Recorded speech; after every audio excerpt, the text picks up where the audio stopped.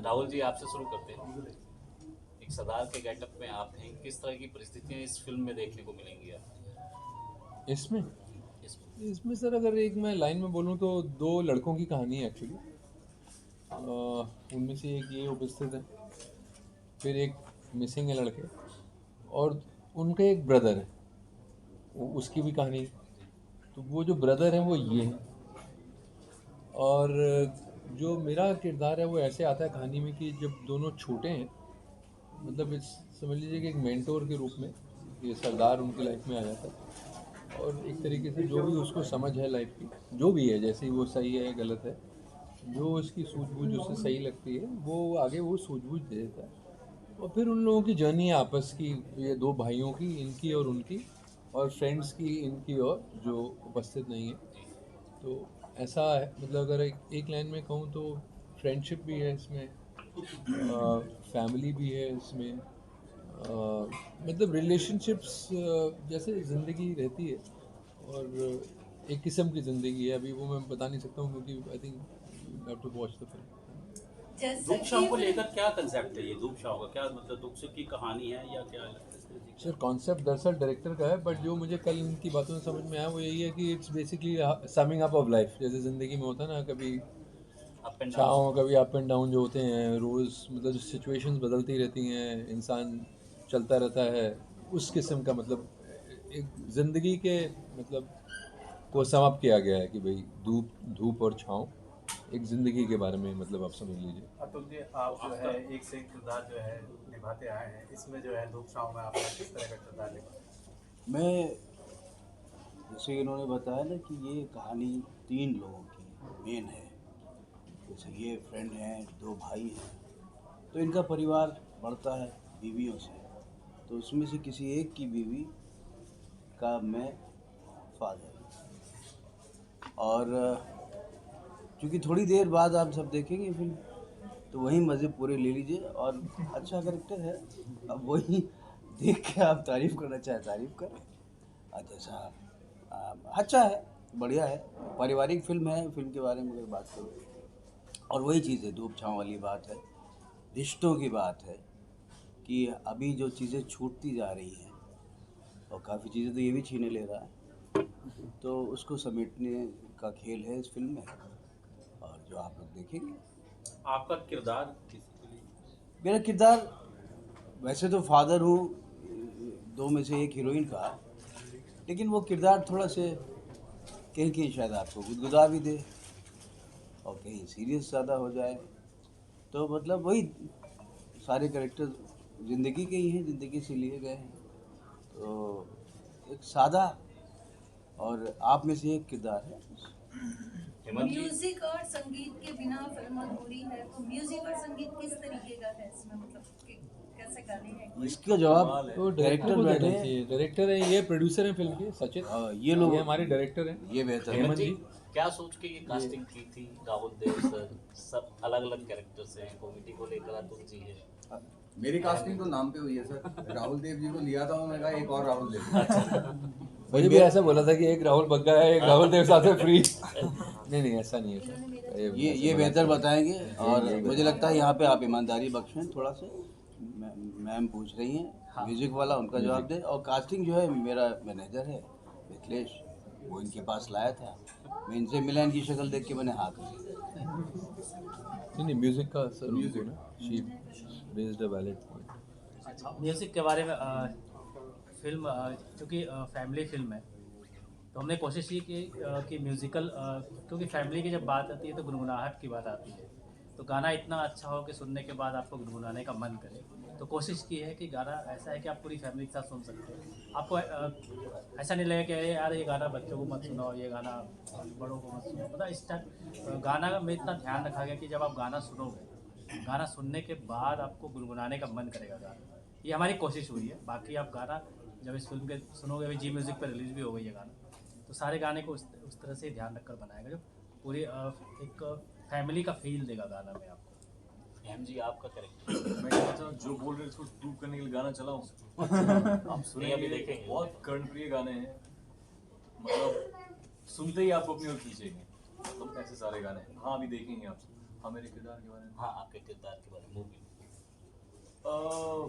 बहुत सीधा साधा सिंपल लड़का है, मेरे से जुदा नहीं होता, सीधा सिंपल नहीं है, मतलब बहुत प्यारा इनोसेंट, समझ रहे हैं, मतलब कहने का मतलब है कि जरा सी भी इसके अंदर कोई आपको एक इल बोन जो होता है ना, कुछ भी, एक प्योर अच्छा इंसान है, सीधा सच्चा, और इसके साथ जो लाइफ में होता है उसकी वजह से फिल्म में बहुत कॉन्फ्लिक्ट आता है, उसी वजह से फिल्म का जो धूप छाँव, जो धूप से छाँव, छाँव से धूप हो जाती है, मतलब चीज़ें बदल जाती हैं, उथल पुथल हो जाती है लोगों की ज़िंदगियाँ, तो ये बहुत बड़ा फैक्टर है।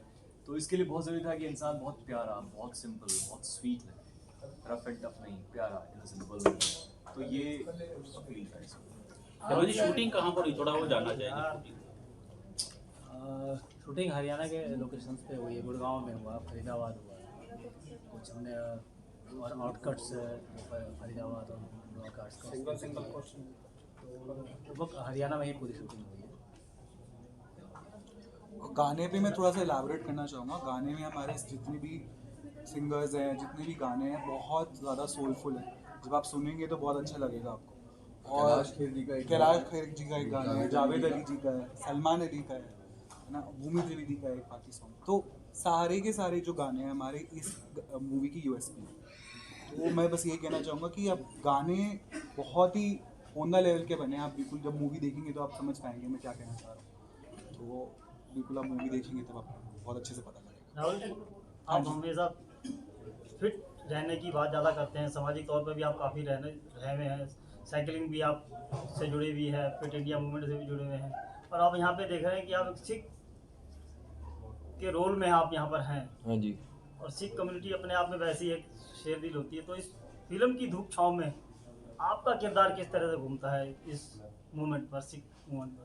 सर बस मैंने बताया ना, एक मेंटोर की तरह है वो, एक ये लड़कों का ना मेंटोर, एक दिशा दे देता है उनकी ज़िंदगी को, और फिर वो जब ले लेते हैं दिशा, फिर वो अपनी ज़िंदगी अपनी चाल चलते ही हैं। लड़के जैसे होता है सर, घरों में होता है ना, यंग लड़के जो है अपनी चाल चलते हैं, कोई उनको दिखा दे रास्ता है, उनका मर्जी है कि लें वो रास्ता, ना ले वो रास्ता। इस केस में वो रास्ता वो ले लेते हैं।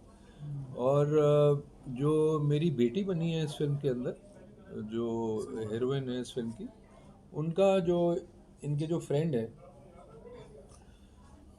उनके साथ उनका मतलब एक मतलब कह सकते हैं कि रिलेशनशिप डेवलप होता है, और आगे जाके वो कल्मिनेट होता है, और कैसे उस रिलेशनशिप में भी उतार चढ़ाव आते हैं सिचुएशंस की वजह से। और बाकी फिटनेस का तो सर यही है कि फिट तो रहना ही चाहिए, क्यों सर, है ना, रहना चाहिए, हर किसी को रहना चाहिए। It's good to be happy and fit. कल मुंबई में भी किसी ने इनसे यही सवाल किया था, और कल भी मैं इनके बगल में ही बैठा था, तो जितनी देर फिटनेस की बात हो रही थी मैंने पेट खींच लिया था। मैं तो खींचता ही रहता हूँ। नहीं, जनरली इसलिए होना चाहिए, मुझे ऐसा सिंसियरली लगता है कि जो हमें एक टैंजिबल अगर कोई ब्लेसिंग है लाइफ में ना, इन अ सीरियस नोट, वो ये ह्यूमन बॉडी है। अभी वही लेके पैदे हुए हैं, उसके बाद क्या लेके जाती है डेस्टिनी, कितने पैसे देती है, नहीं देती है, कहाँ कहाँ लेके जाती हैं सिचुएशंस, वो अलग है। तो मुझे ऐसा लगता है कि I lost a partner to cancer, है ना, 2009 में पहले ही चले गई। तो एक क्लोज लेवल पे भी ऑब्जर्व किया कि एक as a husband, as a father, as a single parent, तो ज़िंदगी मुश्किल हो जाती है जब सामने कोई डिज़ीज़ आ जाए या कोई तकलीफ़ आ जाए। अभी कोविड में भी हमने लोग देखा, बहुत सारे फ्रेंड्स हमारे नहीं हैं। पुनीत राजकुमार 2 फिल्में की थी मैंने उनके साथ, यंग थे, हार्ट अटैक हो गया उनको। तो जब ऐसा होता है तो naturally is the end of life, you know, मतलब तो पहले ही कुछ देखो, कोई ऐसी डिजीज़ हो जाए जिसका कुछ, अभी देखिए ना, इसमें किसी को दोष नहीं दिया जा सकता, बट अगर कोई हैबिट्स कोई ऐसी इनकलकेट कर रहा है कि यार देखो मैंने कस्में खाई हुई हैं कि यार चेन स्मोकर हूँ और मैं चुटकियाँ खाऊंगा और पान पराग भी खाऊंगा और ये जो भी गुटके फुटके खाऊंगा, और कसम खा रखी है कि नहीं भी होना थ्रोट कैंसर तो मुझे ही आके हो, तो वो I think that you should look at carefully, है ना। ये नहीं मैं कह रहा कि नहीं खाओ, ये मैं कोई प्रीच नहीं कर रहा हूँ। All I am saying is के you should keep the gift of life which is been given to you, because it is very precious, to your little bit, अपना आप जितना दे सको उसको थोड़ा समय देना चाहिए। दोस्ती की बात करें, आपका किरदार किस तरीके से रहता है? आप एक लिमिटेड भाषा में बात करते हैं हमेशा, कभी देखा हमने दूरदर्शन चैनल से लेके बड़े बड़े चैनल पे और कहीं भी, तो आपकी जो शैली बोलने की होती है वो लिमिटेड होती है, बड़ी कटाक्ष कैसे मतलब एक मैं तो क्या डायरेक्टर आपको मैं किस तो तरीके से मैं तो आज तक अपने आप को सबसे वर्सटाइल एक्टर समझता हूँ इंडस्ट्री का।